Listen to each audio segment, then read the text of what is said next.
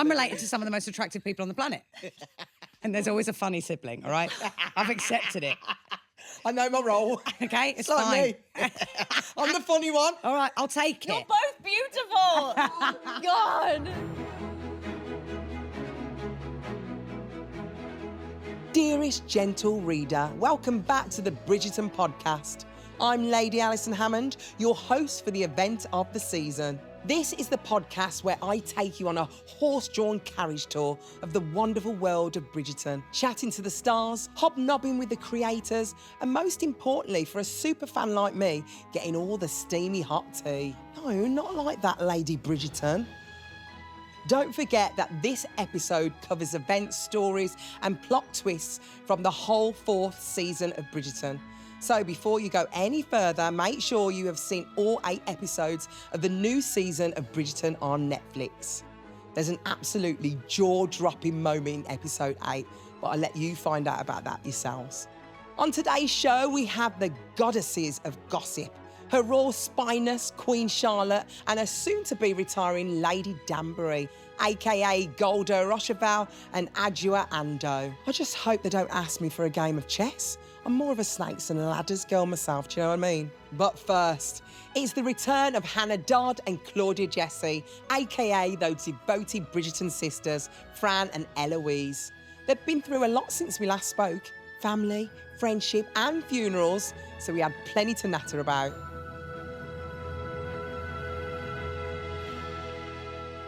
Hannah, Claudia, aka Fran, Eloise.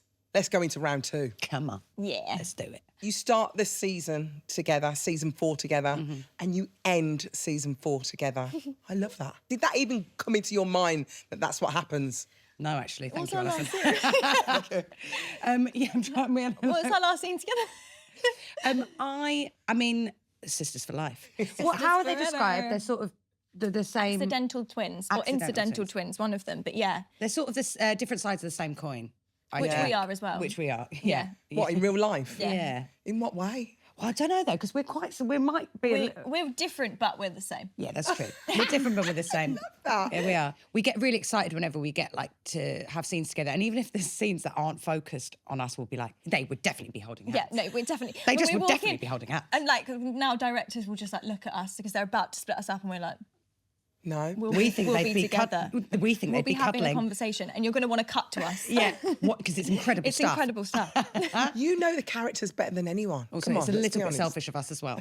They do just want to be physically close. Self-indulgent. Yeah, A little bit. No, they would do this. If you think about it, they are now the most eligible siblings available for marriage, but the pressure is different for both of you. Yeah. Do you think maybe, you know, in the future there could be wedding vows? I know you've been through hell. I know you've been through a lot. Yeah. But do you think you could go on again? I think when Francesca says she's had the love of her life, I think she really does mean it. Yeah. I think, especially it's not been that long when she says that. So I really do think that she's sort of sitting in her grief and she really feels lucky to have experienced that love with John. And I think it's quite a lot to expect that somebody could be as lucky as that multiple times. I think after you go through like even a breakup, it's really hard to imagine falling for anybody else. Yeah. And, But and maybe. they've seen it with their mum as well, you know, like their mum, Yeah. they had this example of like the most incredible love, you know, like whenever like Violet talks about. It's actually really unhelpful. Yeah, it doesn't help us at all because we're like, great, okay, cool. And so I think that must have an impact on them. I think it does because I think we've seen it have an impact on all of the children really, like with Johnny with his season and this relationship with his dad, and it's a lot of pressure for them. I wonder if in the future, it depends, you know, whether or not Violet continues to explore that relationship as to whether or not that will help Fran or whether or not Fran will react negatively to it. I'm quite excited to sort of see how she responds to Yeah. that, whether or not she feels that as a bit of a personal attack, like on her situation, or whether she's like, oh, there's hope, there's, Yeah. you know, if mum's going through it. See, because I'm an avid fan, I'm listening to everything you're saying. I'm thinking, maybe you're going to be the main character of the season 5, or is it going to be Eloise? Is she going to be the main character? Like, Or is it going to be find- one of the Pomeranians? My vote's Will Tilton. I could be looking at the main character of the next season right now. So Who could knows? That's very true. I will be speaking to a few of these executive producers. Oh, mate, that would make my life. That would make my life. I'd watch it. Oh, my You know God. it should happen. We all know. Oh, Sign us up. lit me. I would love that. The family really rallies around you when John dies. How do you think it shifts the family dynamic? I think the thing is that with their dad's death, it's kind of something that has shaped them as a family, and all of the siblings have got different memories and different experiences of that death. So I think it's something that sort of is part of their DNA and part of their personalities, is the fact that that happened to them as a family. Yeah. So I do think they naturally respond in quite a big way to one of the siblings having to go through it as well, because it is such a big part of their life. And I think the fact that she had the bravery to really choose John, it's devastating. It is devastating. And she really put herself out there. She's not Hyacinth, that like the marriage mark is like fun for her. It was like she endured it and she got through it and she came out and it was worth it. And now, you know, whether or not she goes through it again or not, I don't know. I don't know what the writers have kind of got planned. I know in the books, like, she does put herself on the mark again, but it's devastating. But it is nice to see them sort of rally together, and you can see how important all of those individual relationships. She's kind of, I get a scene with like most people Yeah. for them to like support Fran, which I think is really important. Claudia, how good was she when all that was unreal, going on? unreal. It was The like that. infertility, all that But it was sort like of that in stuff. the room. It was like that in the room as well. It was such a huge responsibility as well. Like, anyone knows, like, with grief, like, it's the, and it happens to all of us, but it's always still the last thing you think is going to happen. Like, for some reason it is, even though it's so human, it's such a part of life, it is the last thing you think is going to happen. And it's a massive responsibility as an actor as well. You obviously had like a huge monologue, such a huge thing for your character, but in a room full of people, like, it's obviously, we're all there, crew are all there. It's massive. It's massive. She smashed it every You single time. absolutely smashed She's a it. consummate professional Well at done. all times. Yeah, because you have to draw upon something, but I don't know what you drew upon, but you did such a good job. Well done. What's it like having all the gang back in town? Jonathan, Simone, Luke, Nicola. Is it amazing? Do you all go out on the night? I want to know the gossip. What's happening? Are we going out tonight? What's happening? Yeah, where we're going. Nicola's really great. She always starts like a WhatsApp group for Does she? like the year Each season. for each season. So like B1, B2, B3, B4. You know, she does it, and Obviously, you've got some newbies in. one of my favourite things in the world is welcoming people. It's my favourite thing to do in the whole wide world. You're I very good at love it. it so much. I get so excited. That's the when new Brummie in people you. join. It You know is. it. You know it. Because obviously, like, it's a big gig. Even when I see the drawing room, I go back in, I'm like, oh, this is mad, this show. This is mad what it's become. So imagine stepping onto it for the first time. I mean, I thought your first season, I always think about that. I'm like, crikey. Like, it's not no huge. pressure. Yeah. Like, It is weird having like viewed the show as well. Like, you guys obviously smashed it and you made it what it is. So like, that's all on you guys. But also stepping in, having watched it as a fan of the show, and then go like visiting the sets, and you're like, what is going know. on? It's wild. It's so nice to be the other side of that this season and get to like welcome Yarin in.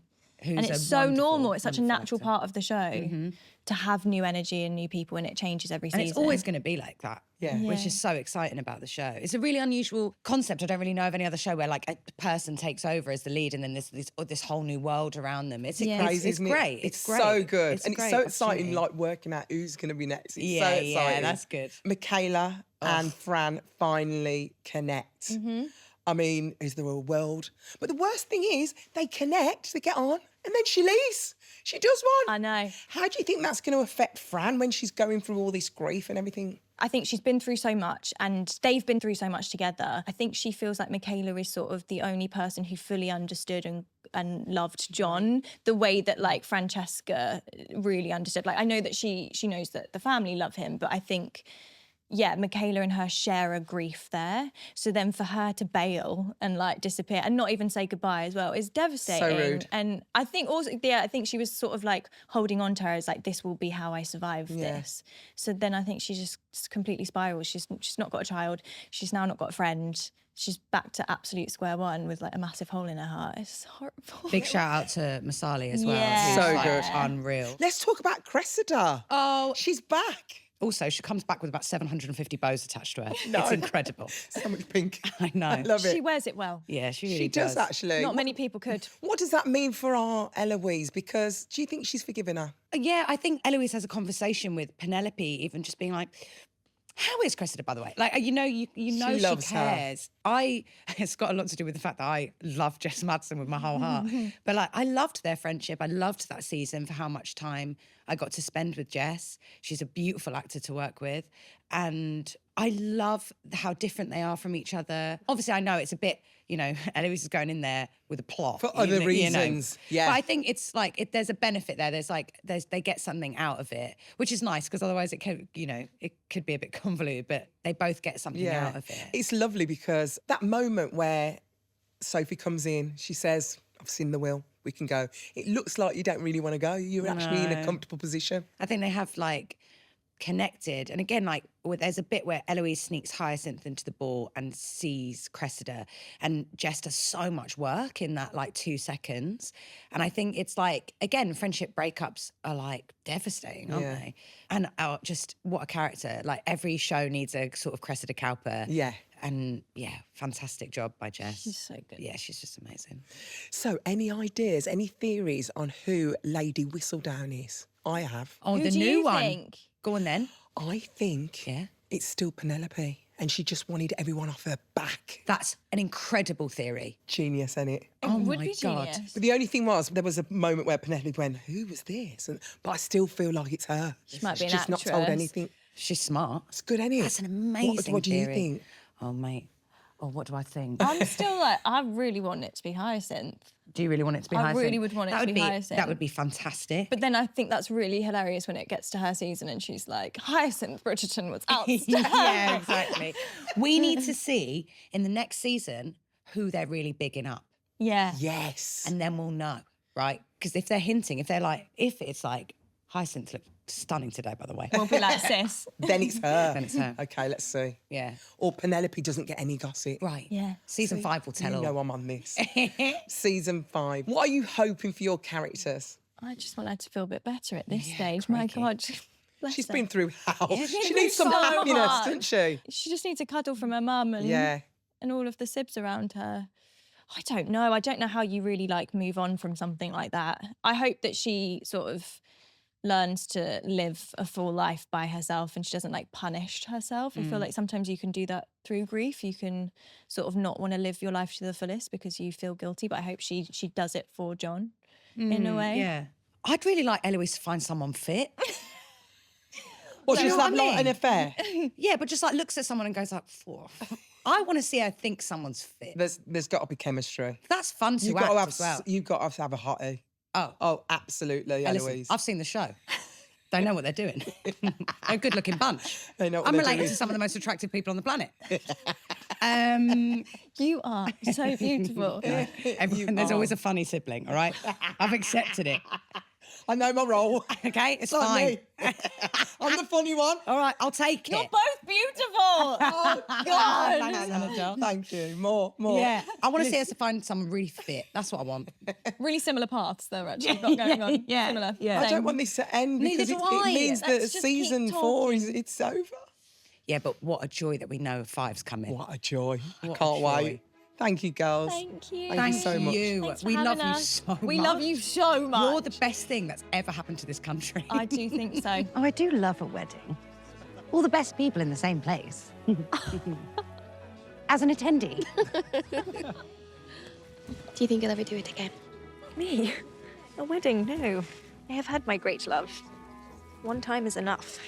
Always a treat chatting to Hannah and Claudia. I love their characters and I cannot wait to find out what's next for them. Francesca definitely deserves a little bit of luck. Fingers crossed next season she wins the lottery or invents penicillin or something like that. But now it's time to chat to a pair of my favourite Bridgerton characters. Not only are they invited to every party, but they're the only ones who get to sit down, my type of girls. It's my own personal style icons, Queen Charlotte and Lady Danbury, aka Golda Rochevelle and Adjua Ando. Ridiculous. It is the best thing to happen all season. No. The best thing to happen all season is that you are sure to win your wager with Mrs. Bridgerton. Adjoa Golder, welcome to the Bridgerton podcast. Are you feeling it? Alison. Wowee. Alison, you have gone above and beyond. I've got the Queens in today. We appreciate your service. Oh, you're welcome. You're welcome. I am so honoured to have you both here, and I want to get straight into it because obviously, Lady Danbury, Queen Charlotte, there's a lot going on. Why are they butting heads this season? What is going on? Well, you know when you've had someone in your life for a very, very long time, Yes. these things happen. And these ladies have been in each other's life for decades. Since they were 19, 20, 21, something like that. So they've grown up together, they've grown outwards together, and we've reached a point, as happens in everybody's unique journey through life, where they want Somebody more wants space. something different. Somebody wants Yes. something different, and that's going to have cause a And that a bit rocks of the a boat a bit of a ricochet effect, and all the emotions go. "Fa-twing!" It's so funny when you do the whole big speech and everything and you're listening intently and then there's just a one-word answer. No.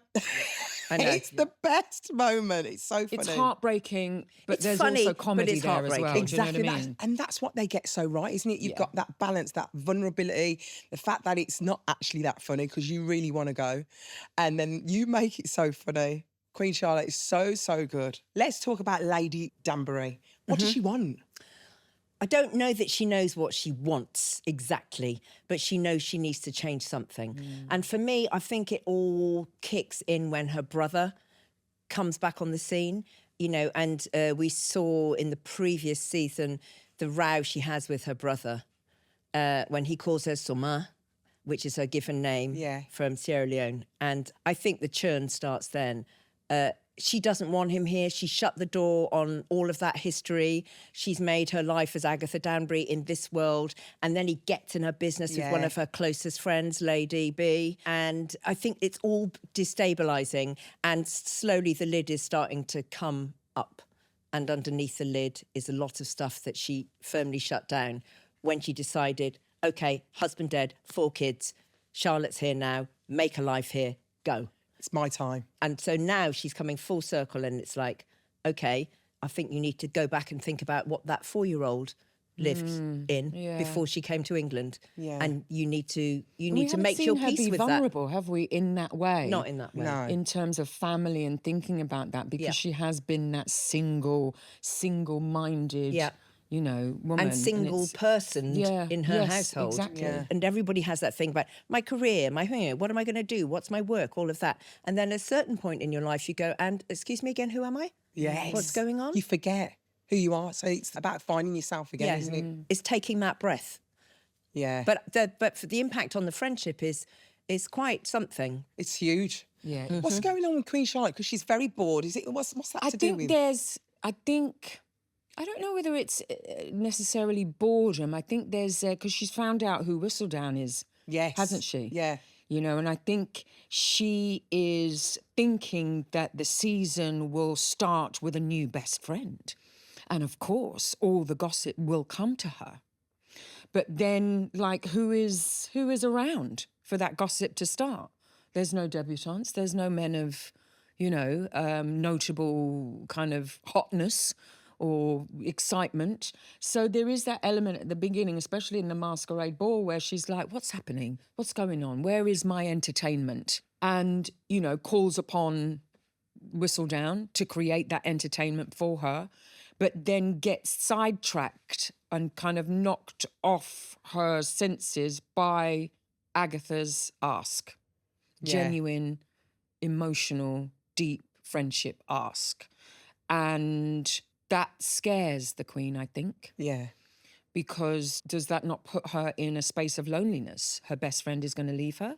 What happens to her then? What happens to her in the relationship with her husband? You know, and we have that wonderful, wonderful scene, which was so amazing to film, where So powerful as we well. argue Yeah. over the chess game. Yeah. And I bring status into it. the mix, which has never been brought in before with these two characters. You feel as though they've always been on equal terms and equal. You know the Queen is the Queen, and you know Agatha's, and you know where they stand, but it's never been suggested. and a vulnerable moment for the Queen. And I think terrified moment for the Queen, she brings that in. Yeah.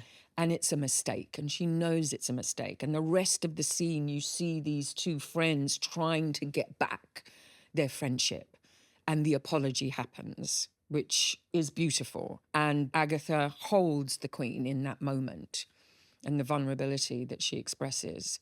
So there's a lot going on There's a for lot both going on. of them. So and beautiful. It's very complex. Yeah. It's, I think that moment where the Queen says, you know, you are my subject, and you just see Agatha go, and now I withdraw. Yeah, that's me done. I'm done. I will be your subject, but you won't get my love. But she did apologise. She did show her vulnerable side.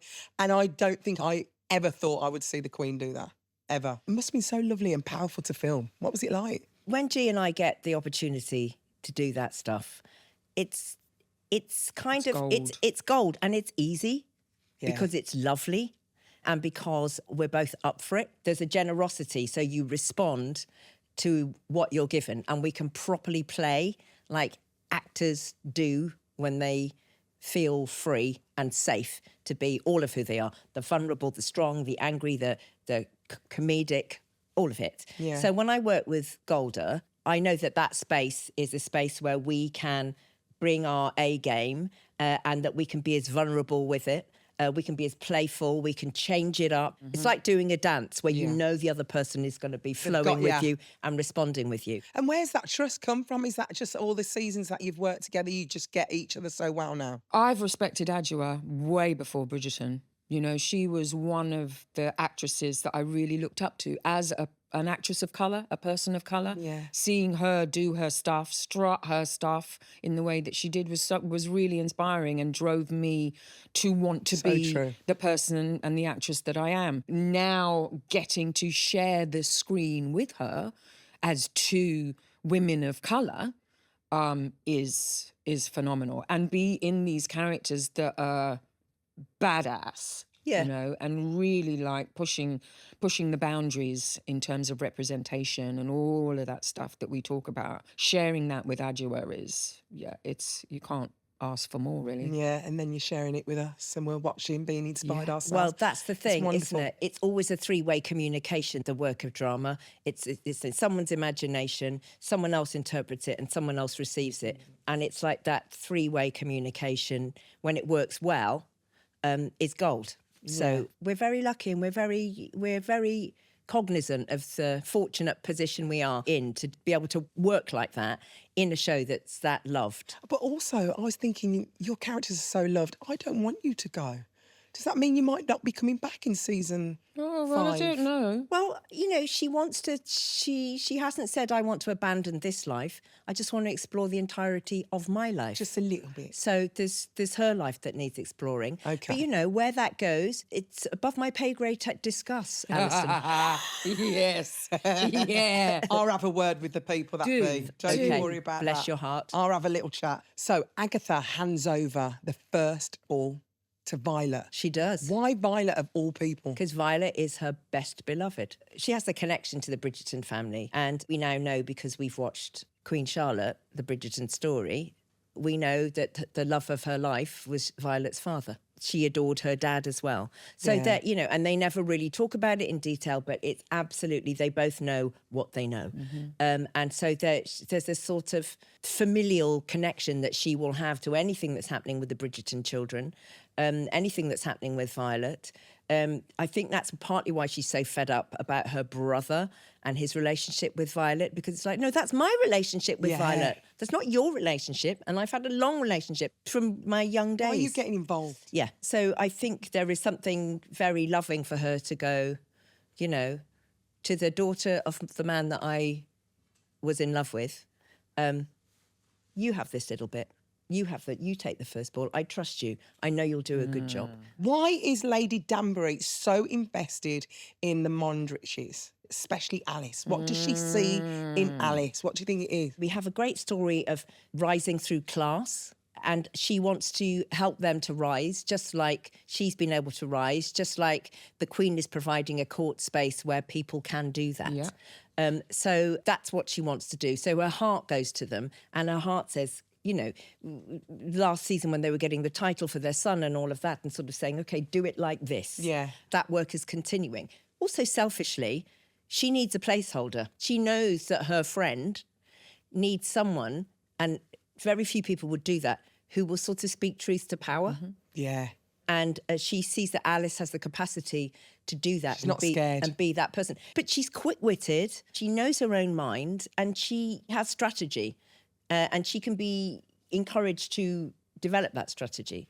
And so I think that Danbury feels that she will be a safe pair of hands to take Danbury's role and come alongside the Queen and bring her own juice as well. Yeah. Yeah, I she's- love that bit where you the say, seat find is- your own shoes. That's right. You know, stand on your own feet. Yeah. That's it's Yeah. that. So I think that's what it's about. What do you think the Queen thinks of the Mondridges?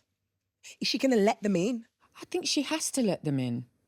I think there's an element of understanding that she needs somebody to challenge her, understanding that Agatha has to go off and explore other things, and the trust that she has in Agatha when Agatha brings Alice forward, that this could possibly something, and why not?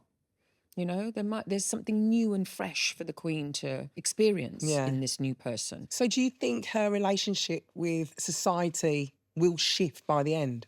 Yes, I think so. I think Queen Charlotte, and I know this to be true of the real Queen Charlotte, was very involved in society shifting, in making those shifts to create better worlds for people. She was really interested in educating children. Yeah. She was a great lover of music.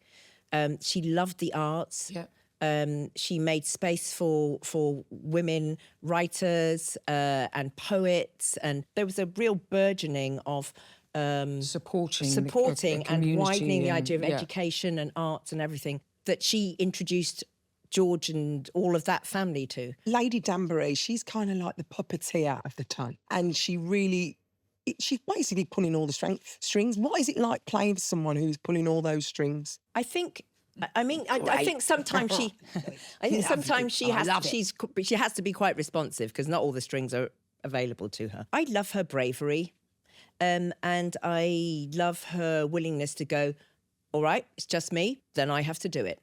How do I do it? How do I go forward? And I see lots of women in life who are having to do that. Yeah. And I want to celebrate them and go, you know, this is for you, girls, all day long. You know, you make your way in the world. You make the best of what you've got, and you trust in your skills, but you also encourage others in their skills, whatever Help that be. people up. Yeah, that's kind of what we want to do within the show. We want to go, here's the door. We're just going to push it a bit wider. Come on in. Come on in. Yeah. Whether you're a viewer, whether you're a camera operator, whether you're a designer or an actor or a writer or a composer, you know, this show is trying to make space for more talent to get space to thrive in. Talking of new talent, Yerin, how good is she? She's so good. She's a really, beauty. really good. She's a great soul. She's a theatre actor as well, Yeah. and you can see You can that. see it. You know, beautiful. The choices that she makes are just like so natural, so subtle, but like they explode on the screen, don't Yeah. they? Yeah, she has a real delicacy of touch. Really does. Yeah. And obviously your friendship is front and centre in this season, and it's so Yeah. beautiful to play. Has it been enjoyable for you too? Yes, of course. I get to work with G, and we get to work on material that's meaty and interesting Yeah. At our age. and As well, do switches you know up. what I mean? Yeah. Quite young you are, aren't you? What? I'm in my 50s, babe. Oh, stop it. I would I'm never celebrating think it. You look beautiful. And celebrating It's a great it. decade. When you look at your characters over the 4 seasons, how have 5. they changed? 5. I'm, 4? I'm 5. counting Queen Charlotte, A Bridgerton Story, please. Okay, sorry, 5 seasons. Right. Yeah. When you look at the characters over the 5 seasons, how have they changed? Well, listen, when we see them in Bridgerton, in Queen Charlotte, A Bridgerton Story, Yeah. they're, you know, They're late like 12 teens, early years old, 20s. you know. So, you know, they've had babies and husbands and Husbands. death and power and heartbreak and all that stuff to contend with. So they have grown and shifted. And I think that's sort of being incorporated into where we're at with their story now. Yeah. Sometimes you have to move away from the friendship as well. That's Sometimes you do. Exactly what you're you doing. do. Let's talk about Lady Whistledown. Obviously, Queen Charlotte is the #1 fan of her. Yes. Who's it going to be? Have you even thought about this? No, I haven't actually. I'd like it to be Brimsley. That would be funny. Shall I tell you who I think it is? Who? I actually think it's still Penelope. She just needed the pressure off the Queen, the pressure off you and everybody. And I reckon it's still her. You heard it here, everybody. You heard it I mean, here. that's You heard just it here my first. theory. You heard it here You heard it first. here. You got a theory? I quite like the Brimsley theory because, in a way, you know, the way Penelope would be at a ball and she'd be sort of in a wallflower in the corner, just observing. observing and nobody paying her much attention. What has Brimsley Have you been watched doing? him? Have you seen him? I didn't even notice. Yeah, well, His watch little him. eyes, Watch he's him. like, he's everywhere. He's His face, he everywhere. can do a mask of I'm saying nothing, but you know he's saying everything. And be he anybody. knows everything. Yeah, he does. He's privy to everything. Horrific. Could be Danbury. That's what she's going off to do. You never know. What do you The think? world is full of possibilities. What do you think Queen Charlotte thinks about the whole situation? I think in the terms of her supporting artists, you know, especially women to go off and do their own thing. We talked about the real Charlotte being, you know, involved in all of that. I think that's the element of Charlotte, my Charlotte, that I want to portray. Do Yeah. you know what I mean? When the shit hits the fan, when it all comes together, we need to support each other, you know, and you want to step back. Everybody wants to step back. Well, let's give them the chance. Yeah. Well, do you know what? It's been an absolute delight watching you both. I've loved it. You are the queens of the chessboard and you've been running things for a long time. So well done and thank you for joining us on the podcast. Thanks very much, Alison. That's all the time we have here on the Bridgerton podcast. Thanks to all my wonderful guests, Hannah Dodd, Claudia Jesse, Golda Rocheval and Adjua Ando. Our next episode is the unmissable finale. I'll have Luke Thompson and Yarin Ha, aka Benedict and Sophie. I just love them. And we'll talk about the thrilling twist and the turns of their relationship and what they think the future may hold for the couple we've all been rooting for this season. I might also ask how Benedict didn't realise that the girl in the silver dress was Sophie. Come on, Benny. Focus on the lips. You've been drawing her all season. I'll also be chatting to the Queen of Shondaland herself, Shonda Rhimes, to hear all about bringing the stories like Bridgerton to the screen. Until we meet again, this is Lady Alison Hammond wishing you, dearest gentle reader, a fond goodbye. Ta-ra, Babs.